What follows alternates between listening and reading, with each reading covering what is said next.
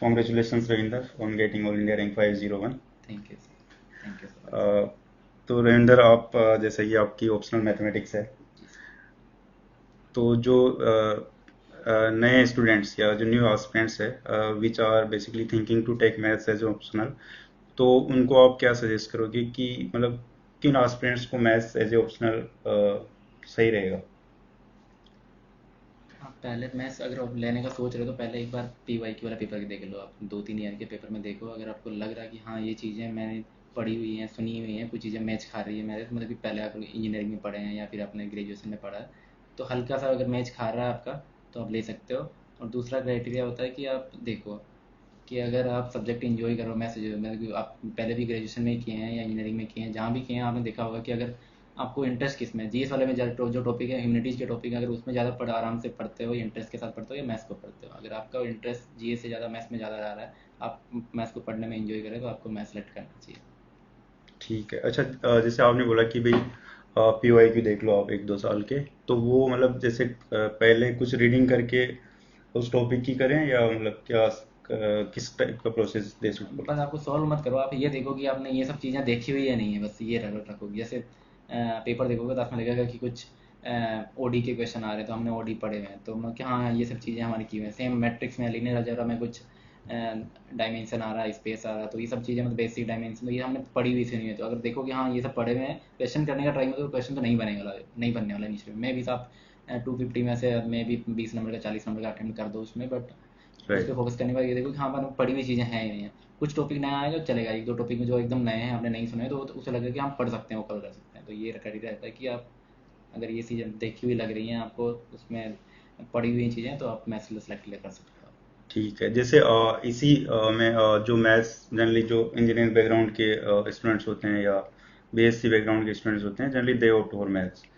तो मतलब उनके कुछ के क्वेश्चन ये रहते हैं कि भाई जैसे कुछ के सिलेबस में फिजिक्स पोर्शन नहीं होता, कुछ में जैसे इंजीनियरिंग वाले में अलजेब्रा नहीं होती, लेट मॉडर्न से। अलजेब्रा नहीं होता। तो वो बोलते हैं कि चलो और टॉपिक में दे आर कंफर्टेबल, पर क्या ये टॉपिक नहीं थे तो बाकी उनका इंटरेस्ट है मैथ्स में, तो वो ले सकते हैं क्या, ऑप्ट कर सकते हैं क्या? बिल्कुल ले सकते हैं। अगर आपको इवन 50% भी आपने सुना हुआ है तो आप 50% कवर कर सकते हैं, क्योंकि हम खुद पढ़ने वाले हैं, करने वाले हैं। तो नई चीज़ अगर एक ज़्यादा से ज़्यादा, सबकी फिजिक्स फिजिक्स में हम ना 12th लेवल में पढ़ के आते हैं, कि जो +2 में +1 में हम बेसिक फिजिक्स का, स्टैटिक्स का, डायनेमिक्स का ये सब पढ़ के आते हैं, तो थोड़ा पता होता है। जो नया चीज़ आता है जनरली, जो इंजीनियरिंग वाले जो नॉन एमएनसी वाले ब्रांच के हैं या नॉन सीएससी ब्रांच के हैं, उनमें होता है कि मॉडर्न अलजेब्रा, हम थोड़ा सा टाइम लगता है उसमें, और थोड़ा सा वो अलग भी है बाकी से, बट वो हो जाता है कवर। और ना ऐसा नहीं है कि बेसिक चीज़ें कवर हो जाती है, टाइम मिलता है हमारे पास इनफ। हम जनरली जो मैथ्स अपने पढ़ते हैं तो 6 महीने देते हैं, तो उसमें सारी चीज़ें कवर हो जाती है। अगर आपको बाकी टॉपिक से आ रहे हैं, बाकी टॉपिक लग रहा है कि हाँ ये सब किए हुए हैं, पढ़े हुए हैं, हो सकते हैं, तो आप चूज़ कर सकते हो मैथ्स। ठीक है। अच्छा, फिर लेट्स से कि ये डिसाइड हो गया कि मैथ्स एज ए ऑप्शनल जाना है उसको, तो उसकी टाइमलाइन क्या रहे मैथ्स को, जैसे कि भाई आइडियली कितने इटरेशन होने चाहिए और हर इटरेशन में किस टाइप से टाइम डिवाइड किया जाए? जैसे हम प्रिपरेशन स्टार्ट करते हैं तो जनरली क्या होता है, बाकी ऑप्शनल वाले में जो लोग होते हैं ह्यूमनिटीज़ वाले में, वो लोग पहला सीधा जीएस फाउंडेशन करके एग्जाम बैठ भी सकते हैं, और इवन 2 मंथ में उनका फाउंडेशन का एक रिवीजन हो जाता है। फाउंडेशन अगर सोशियोलॉजी का करना है, पीएसआर करना, तो 2 महीने में एक बार आप उसको इवन क्लास से भी कर रहे हो तो भी 2 महीने में हो जाता है। बट मैथ्स में थोड़ा सा एक्स्ट्रा टाइम चाहिए आपको। जो पहला रिवीजन चाहिए, और वो भी एक बार प्रीलिम्स से पहले होना चाहिए आपका। और उसमें लगता है आपको मैथ्स को एक बार कवर करने में 6 मंथ लगता है, अच्छे से कवर करने में। तो एक बार अच्छे से 6 मंथ तो प्रॉपर चाहिए मैथ्स को। अगर आप दिन के 5-6 घंटे दे रहे हो तो 6 मंथ लगेंगे आपको मैथ्स को कवर करने में। तो ये टाइम है कि अगर आप प्रीलिम से अगर 10 महीने पहले ही स्टार्ट करो, तो फिर सोचना है कि पहले मैथ्स ले रहा हो तो फिर 6 महीने दो उसमें लगेगा आपको, पहले से मान के दो। अगर आपने मैथ्स कवर नहीं किया, प्रीलिम्स मैथ्स ऑप्शनल फाइनल कर लिया और प्रीलिम्स में बैठ गए, तो फिर होता है कि ना अगला वाला मेंस अगर प्रीलिम्स हो जाता तो ना मेंस वाला तैयार हो जाता सही से, क्योंकि टाइम भी वेस्ट हो जाता है उसमें। आप मैथ्स कवर नहीं होता तो उसको स्कोर लाना पॉसिबल ही नहीं होता, कि अगर 3 महीने में 4 महीने में कर लोगे पहली बार, नया टॉपिक तो बनता ही नहीं उसमें। फिर अगले अटेम्प्ट में होता है क्योंकि टाइम आधा मेंस तक जा चुका, तो वो अटेम्प्ट खराब होता है। तो उससे बेटर है कि आप जब पहला अटेम्प्ट दे रहे हो उससे पहले एटलीस्ट 6 मंथ दे के आप उसको कवर करो, मैथ्स वाले पोर्शन को अच्छे से। एक बार करने के बाद अगर फिर नेक्स्ट जो रिवीजन होता है, अगर वो प्रीलिम्स के बाद भी चलेगा पहले वाले अटेम्प्ट के लिए, नहीं होता तो आपको एक रिवीजन चाहिए अच्छा, वो 2 महीने में रिवीजन हो जाता है। इसके बाद आप ओके हो करने में, क्योंकि अगर 6 मंथ आपने मैथ्स को फॉलो किया, 2 मंथ में एक रिवीजन किया, तो उसके बाद आप ओके हो, पीवाईक्यू भी हो जाते हैं और अच्छे से कवर हो जाता है। तो ये टाइम टाइम रहता है मैथ्स का। ठीक है। और एक क्वेश्चन जो मैथ्स एस्पिरेंट्स को जनरली रहता है कि भाई जीएस और मैथ्स में बैलेंस कैसे रखें? टाइम या जो भी, कैसे दोनों को बैलेंस रखें?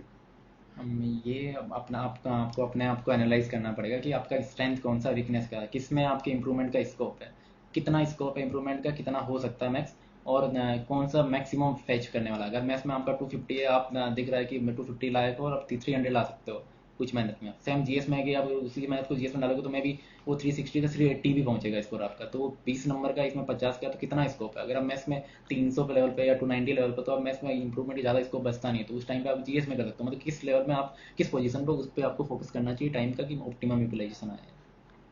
राइट। अच्छा, आपका जैसे क्या एक्सपीरियंस है इसमें कि मैथ्स में एरर्स हो गई तो मार्क्स किस टाइप से आपको फील होता है कि मिले हैं? और अगर एरर्स पे लेट से मार्क्स नहीं मिलते उतने, तो वो एरर्स मिनिमाइज के लिए आप क्या प्रोसेस फॉलो करते थे? जहाँ तक मेरे को ऐसा लगता है, वैसे कंफर्म तो किसी को श्योरिटी नहीं कि क्या रिवार्ड हो रहा नहीं हो रहा, बट जहाँ तक लगता है कि एरर के मार्क्स नहीं है।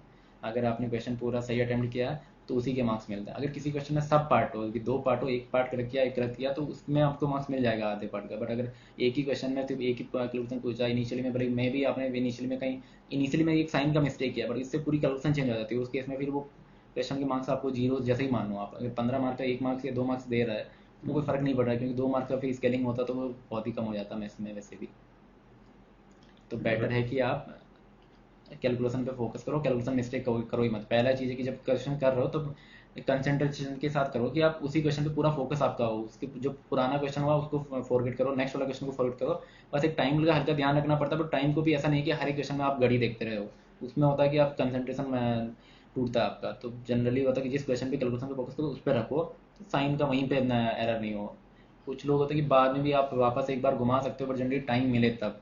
होता क्या है कि हम पूरा पेपर का तो टाइम भी हो जाता है, जरूरी नहीं कि बचेगा टाइम, तो फिर इतना गो थ्रू करने का होता भी नहीं है। और हर क्वेश्चन के बाद जाओगे तो फिर अननेसेसरी कई बार डाउट भी आ जाता है। कई बार लगता है कि आपने सही किया, अगर 2 मिनट बाद वापस जाके देख रहे हो मे भी आपने उस टाइम ना पूरी कवर नहीं थी, तो जो साइन सही था उसको भी आप गलत कर देते हो कई बार। तो ये सब भी मतलब एक्स्ट्रा वो नहीं करना आपको। पहले रखो कि जब टाइम कर रहे हो उस टाइम पे आपका कंसंट्रेशन पूरा हो, उस पर फोकस पे रहे। आप पुराना क्वेश्चन, नेक्स्ट क्वेश्चन उस पर नहीं कर रहे हो, बस उस क्वेश्चन के पार्ट में तो उसी पे फोकस करो। तो उस चांस में आपके एरर होने के चांस ही डिक्रीज हो जाते हैं। Right, right. अच्छा, और मैथ्स में पीवाईक्यूज की इम्पोर्टेंस कितनी है, और किस ईयर तक पीवाईक्यूज देख लेने चाहिए सीएससी के? मैथ्स अगर कंसेप्चुअल क्लैरिटी तो पहले चाहिए, पर उसके बाद है ना पूरा मैथ्स का गेम होता है, क्योंकि इसमें कुछ जो यूपीएससी के सिलेबस में मैथ्स में ऐसा कुछ नहीं है कि भाई कुछ हाई लेवल की मैथ्स है या कुछ रॉकेट साइंस टाइप है, कुछ नहीं है उसमें। बस प्रैक्टिस करना आपको। अगर एक बार से कंसेप्चुअल क्लैरिटी ले लिया, उसके बाद से प्रैक्टिस है। तो प्रैक्टिस किससे करनी को, पीवाईक्यू ही बचता है। सबसे बेस्ट प्रैक्टिस है कि पीवाईक्यू करो। और एक होता है कि टेस्ट सीरीज के टाइम रैंडम थोड़ा रैंडमनेस चाहिए, एग्जाम वाला फील चाहिए आपको, एक सारे टॉपिक एक साथ, तो उस टाइम में टेस्ट सीरीज लगा लो। बट बाकी जब एक टॉपिक पढ़ो उसमें प्रैक्टिस चाहिए अच्छी वाली। तो उसके लिए कि सबसे बेस्ट सोर्स है सीएससी और आईएफओएस के पीवाईक्यू। और बेस्ट है कि जो, अगर आइडियली है कि आप 2010 के बाद के लेटेस्ट तक सारे क्वेश्चन कर लो, सारे क्वेश्चन को लगा लो। अगर आपका 90-95% क्वेश्चन बिना सोल्यूशन देखे बिना कुछ किए आपका हो जा रहा है, तो मतलब कि वो अच्छा, आपका अच्छा क्लैरिटी होगा, एक टॉपिक में सही से कवर हो गया, आप उस अच्छे लेवल पे हो। राइट। जैसे अपन प्रीलिम्स और मेंस के बीच की जो फेज है, उसमें मतलब मैथ्स को कब तक पढ़ना चाहिए और किस टाइप से मैथ्स मैनेज की जाए? हम सबका अलग अलग स्ट्रेटजी होता है, बट मैंने जो फॉलो किया है उसमें, अगर मैं ऐसा करता हूँ कि जैसे ही प्रीलिम्स होता है उसके बाद, जैसे प्रीलिम्स का रिजल्ट आता है 15-20 दिन लगता है उसमें, 15 डेज 20 डेज। मेरा टारगेट रहता है कि पहले मैं एक बार जो भी मैथ्स के शॉर्ट नोट्स थे, प्रीलिम्स के जस्ट बाद 20 दिन में रिजल्ट आया उसे, या 5 दिन बाद लेट तक, एक बार मैं शॉर्ट नोट घूम जाए सारे। मतलब मैथ्स को एक बार सारा रिवीजन हो जाए अपने नोट्स के। तो उसके बाद क्या होता है कि मैं सिर्फ प्रैक्टिस करूँ, और जो कुछ मतलब कि टेस्ट सीरीज के उठा के प्रैक्टिस करता हूँ मैं जनरली। अगर जो पहला रिवीजन कर रहे हो आप, उसमें कई बार होता है कि आप एक एक थीम का एक एक क्वेश्चन भी उठा सकते हो पीवाईक्यू से, उसे वो हो जाता है कि हाँ हो गया टॉपिक। उसके अलावा जो कुछ टॉपिक बचते हैं, जैसे मॉडर्न अलजेब्रा है, फिजिक्स वाले हैं, उसमें क्या ना आपको सिर्फ पीवाईक्यू से बजाय आप वो करोगे। जो मॉडर्न में क्या है, पीवाईक्यू पे नहीं होगा, आपको पूरे नोट्स ही थ्योरम है, प्रूफ है उसमें। तो आपको सारे थ्योरम में प्रूफ को एक बार लाइन टू लाइन करना पड़ेगा बुक का। तो सारे लाइन से करो, जो भी नोट्स किया है बुक किया, तो उसमें सारे थ्योरम के प्रूफ करो। तो उसको मैं बाद में भी कर सकता हूँ। सेम होता है कि फिजिक्स वाले टॉपिक हैं, स्टैटिक्स डायनेमिक्स में, उसमें कंसेप्चुअल क्लियरिटी हो गई, आपने पीवाईक्यू भी कर लिया, पर सारे क्वेश्चन कवर नहीं है। फिजिक्स वाले टॉपिक में हो गया हो रहा है कि क्वेश्चन बुक से ही आ रहा है, एक सेम क्वेश्चन रिपीट हो रहा है। तो आप ट्राई करो कि जो भी बुक में, जो स्टैंडर्ड वाली कृष्णा सीरीज की बुक हैं उनमें, उनमें सारे क्वेश्चन लाइन से कर लो आप। तो वो थोड़ा बाद में कर सकते हो, बाकी टॉपिक को आप पहले 15 दिन 20 दिन में एक रिवीजन कर सकते हो। उसके बाद सिर्फ फिर जीएस स्टार्ट कर दो आप अपना। और बीच बीच में ऐसे कि 4 दिन 5 दिन बाद मैं तो ऐसे एक पेपर या 2 पेपर लगा लेता, और फिर एक टॉपिक उठाता, जैसे मॉडर्न अलजेब्रा है तो उसको 3 दिन दे दिया बीच में, फिर वापस जीएस वाले कर लिया, एक पेपर कर लिया, फिर दूसरे जीएस में जाता तो उससे पहले मैं वापस एक मैथ्स का 2 टॉपिक कर लिया, ऐसे रखता था। और ये होता था कि उसके बाद सिर्फ प्रैक्टिस ही रखता था, सिर्फ टेस्ट सीरीज उठाओ। और टेस्ट सीरीज में क्या होता है, कंबाइंड फुल लेंथ का ट्राई करो कि फुल लेंथ का टेस्ट सीरीज लगाओ आप। पहले एक बार अगर पहले तक लगा सकते हो आप सेक्शनल, कि जब तक आपका सिलेबस चल रहा है एक बार शॉर्ट रिवीजन कर रहे हो तब मैं भी सेक्शन लगा सकते हो। उसके बाद ट्राई करो कि फुल रिवीजन में, फुल में होता है कि आप किस टॉपिक से कौन से क्वेश्चन आ रहे हो, किस में आ तो वो आपको आइडिया लग जाता है। और ये लास्ट तक मेरा चलता है जनरली। मैं मेंस से पूरा जो मेंस का फ्राइडे वाले से स्टार्ट होता है ऐसे के पेपर, उसके 10 दिन तक मैं मैथ्स के लगा बंद कर देता हूँ उसके बाद, क्योंकि मैथ्स में हमको टाइम मिल जाता है लास्ट के वीक में, 4-5 दिन का ऑफ होता है बीच में। जीएस में नहीं मिलता, तो आप ट्राई करते हो कि लास्ट के 7 दिन या 10 दिन सिर्फ जीएस वाले करो। आपके जो चारों पेपर के जो शॉर्ट नोट्स हैं उनको हल्का सा घुमाने का ट्राई करो, ताकि बीच में टाइम मिलता नहीं है। जैसे जीएस 1 में मैं जीएस 2 में मैं भी पहले वाले पेपर में टाइम मिल जाता है, पर जीएस 3 जीएस 4 में टाइम ही नहीं होता है। आप 3 घंटे में 2 पेपर दिन में लिख के आते हो, फिर रेस्ट करते हो, ट्रेवल भी करना पड़ता है, नेक्स्ट डे जाना होता है, तो उसमें टाइम कुछ होता है। तो इसके बजाय आप लास्ट वाला वीक पूरा जीएस पे रखो कि अब वो सब चीज़ें दिमाग में रहें, लेटेस्ट में रहें, तो रिकॉल करने में दिक्कत नहीं हो। ठीक है, तो जैसे ये पोर्शंस होते हैं मैथ्स में, फिजिक्स ईटीसी, तो उनमें जनरली स्टूडेंट्स को दिक्कत रहती है, तो उसका सोर्स क्या था आपका? मैंने जो फिजिक्स वाले टॉपिक हैं जैसे स्टैटिक्स हैं, डायनेमिक्स हैं, मैकेनिक्स हैं, फ्लूइड डायनेमिक्स हैं। स्टैटिक्स डायनेमिक्स फिर भी इजी है, मैकेनिक्स और फ्लूइड डायनेमिक्स थोड़े से टफ पड़ते हैं इसमें और ज़्यादा। तो इनको और एक कॉम्प्लेक्स वाले को मैं, जहाँ पे देखोगे मैथोक्रेट के यूट्यूब पे लेक्चर हैं पहले डाल रखे हैं सर ने, शायद 2022 में 2023 में अराउंड में। तो हाँ, आप 20s। वो रिवीजन कर सकते हो, उससे कंसेप्चुअल क्लैरिटी ले लो, फिर बुक के क्वेश्चन करो सारे, लाइन से एग्जाम्पल सारे ट्राई करने का ट्राई करो। ये एक अच्छा सोर्स है उसमें। और इसमें थोड़ा सा डर रहता है सबको भी जो मैथ्स वाला आ रहा है, क्योंकि हम पढ़ के आ रहे हैं सिर्फ मैथ्स वाले पे फोकस कर रहे हैं। ये बोलते हैं, हम बोलते हैं कि फिजिक्स के टॉपिक है तो हल्का चाहिए, हल्का क्लैरिटी चाहिए, बट वो हो जाता है। एक बार कंसेप्चुअल क्लैरिटी लो उसमें, जैसे स्टैटिक्स डायनामिक्स बहुत इजी वाले टॉपिक हैं, बट मैकेनिक्स और फ्लूइड में भी आप फ्लूइड डायनामिक्स में कुछ चीज़ें लेफ्ट कर सकते हो, बाकी कुछ ट्राई करो कि जितना मैथ्स कवर हो जाए, कुछ भी जो सिलेबस में मेंशन है कुछ भी मिस नहीं हो आपके सारे मैथ्स में। बट फ्लूइड में जैसे नेवियर स्ट्रोक है या फिर एक्सीमेट्री मोशन है, इन चीज़ों को में भी आप ड्रॉप कर सकते हो। अगर टाइम मिल रहा है, आपको लग रहा है कर सकते हो, तो उनको भी कवर कर लो। तो इनके लिए मैथोक्रेट वाले लेक्चर है, मैंने वो देखे हैं 22 में देखे थे मैंने पहले। दूसरे अटेंडेंस के बाद मैंने उसमें वो देखे थे, तो उसमें इंप्रूवमेंट हुआ था, क्योंकि पहले मैं ये फिजिकल टॉपिक छोड़ के जा रहा था, सिर्फ मैकेनिक डायनेमिक्स वाला पोर्सन किया था, स्टैटिक्स पूरा छोड़ रखा था मैंने, मैकेनिक्स छोड़ रखा था, फ्लूइड डायनेमिक्स छोड़ रखा था। पहले में भी इतना हो जाता कि आप कुछ 2-3 टॉपिक छोड़ के चले जाओ तो हो जाएगा, अब नहीं होता। आप सारे क्वेश्चन से क्वेश्चन आ रहे हैं और वो 1-2 टॉपिक में बाउंसर डालें तो आपको सारे टॉपिक कवर करने ही है, क्योंकि बाउंसर किसी भी वीडियो में आप देख रहे हो कि ओडी और पीडी ये टॉपिक है, बट इनमें भी अब वो क्वेश्चन ऐसा डालेगा बाउंसर टाइप जो सिलेबस में आपने अभी तक मतलब कि पीवाईक्यू में नहीं है, उस थीम का क्वेश्चन ही नहीं है, तो आपने किया ही नहीं, तो वो नया क्वेश्चन बनने का चांस बहुत कम हो जाता है। तो बेटर है कि आप सारे ऑप्शन रहे कि आप किसी से टॉपिक से उठाओ, आपके सारे होने चाहिए। अच्छा, हाँ, आपके मैथ्स के मार्क्स और करेक्ट अटेम्प्ट क्या था? मैंने इस वाले जो 2024 का अटेम्प्ट था, इस वाले में मेरे मैथ्स के स्कोर था 312। ये जो ऑलमोस्ट सारे ऑप्शन में अच्छे में काउंट होगा, जो हाईएस्ट है 320 के अराउंड में। तो पेपर 1 में मेरा स्कोर था 159।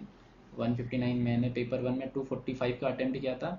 230 आई थिंक मेरे हिसाब से करेक्ट था। 15 मार्क में एक एक क्वेश्चन में कैलकुलेशन मिस्टेक हुआ था, मेरे को वहाँ लग गया था, बट वो क्लियर क्लियर हो ही नहीं पाया। मैं टाइम वापस एक बार देखना भी ट्राई किया उसमें, बट नहीं हुआ। तो 230 आई थिंक मेरे हिसाब से मेरा करेक्ट अटेम्प्ट था, उसमें मेरे को 159 मिला। इस बार स्केलिंग थोड़ा सा है, बट सारे ऑप्शनल में इस बार सारे ऑप्शनल का मार्क्स डाउन कर रखे हैं उन्होंने। तो 230 पे 159 मिला। तो पेपर 1 में जनरली 0.7 का ही रहता, तो बट ठीक ही है स्कोर। 160 बहुत अच्छा है पेपर 1 के कंपेयर में।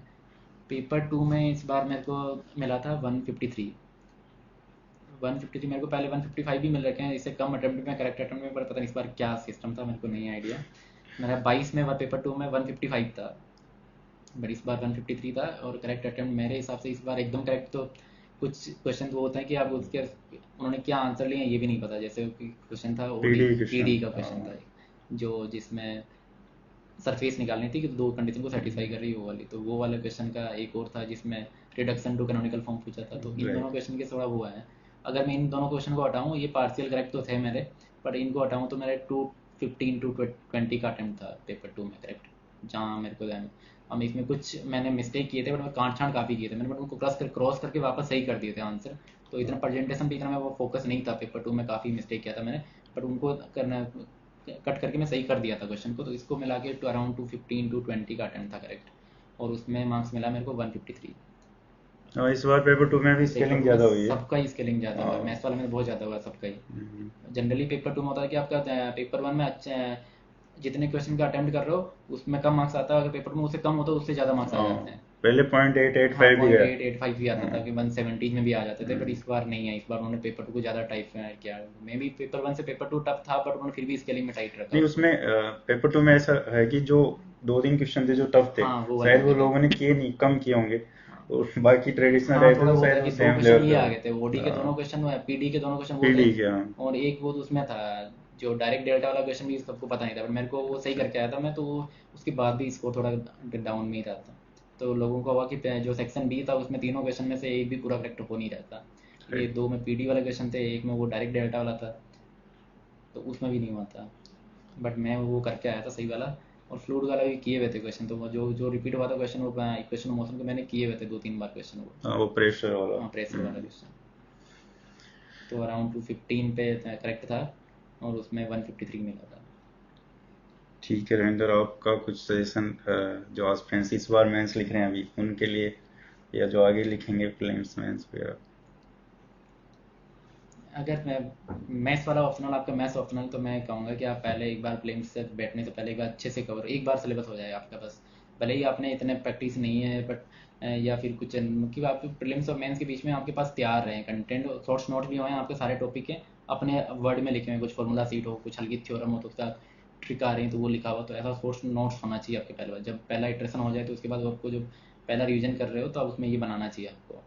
और उसके बाद होता है कि आप फोकस करो प्रैक्टिस पे। प्रैक्टिस किस में, एक तो पीवाई की तो पहले जब आपने टॉपिक किया तभी करिएगा, तो उसके अलावा टेस्ट सीरीज के क्वेश्चन लगाओ। टेस्ट सीरीज में फुल लेंथ टेस्ट में आपको वो होता है कि आपको एक आइडिया लगता है कि कौन से क्वेश्चन सेलेक्ट करने हैं, कौन सा क्वेश्चन पहले करना, कौन सा बाद में करना। तो ये क्वेश्चन आप जब इनफ इटरेशन करोगे टेस्ट सीरीज के बेट में, वो भी फिक्स 3 आवर टाइम लाइन में, तब आपको लगेगा कि कौन से क्वेश्चन अटेम्प्ट पहले करने हैं, कौन सा चॉइस में लेना, कौन सा नहीं करना। इसमें मेरा वे रहेगा कि आप जो मेरे को लगा कि सबसे बेस्ट, मेरे को जो लगा मैंने पे फॉलो किया, मैंने एक अटेम्प्ट में कंपल्सरी वाले को पहले किए थे, बट मेरे को फिर बाद में लगा कि कंपल्सरी वाले की बजाय आपको जिसमें चॉइस है आप पहले क्वेश्चन वो उठाओ। तो मेरा होता था कि आप, मैं ढूंढता पेपर मिलता तो मैं पहले 5 मिनट कंपल्सरी 1 और 5 को टच ही नहीं करता, देखता भी नहीं। मैं जो रेस्ट ऑफ द क्वेश्चन उसमें ढूंढता था कि इसमें सबसे ईजी 50 मार्क्स कौन सा क्वेश्चन होने वाला है।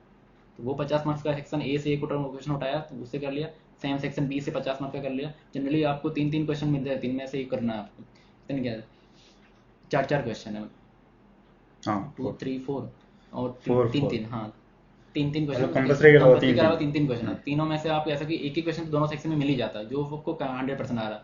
तो बेस्ट है कि आप पहले वो 2 क्वेश्चन करो, एक सेक्शन से एक, दूसरे से 2। तो अगर वो 100 क्वेश्चन का हो जाता है आपके पास, इनफ कॉन्फिडेंट भी होता है कि हाँ हो गया पेपर ठीक ठाक हो गया। टाइम भी बचता है आपका, 1 घंटे में पहले पहले हो जाते हैं दोनों क्वेश्चन।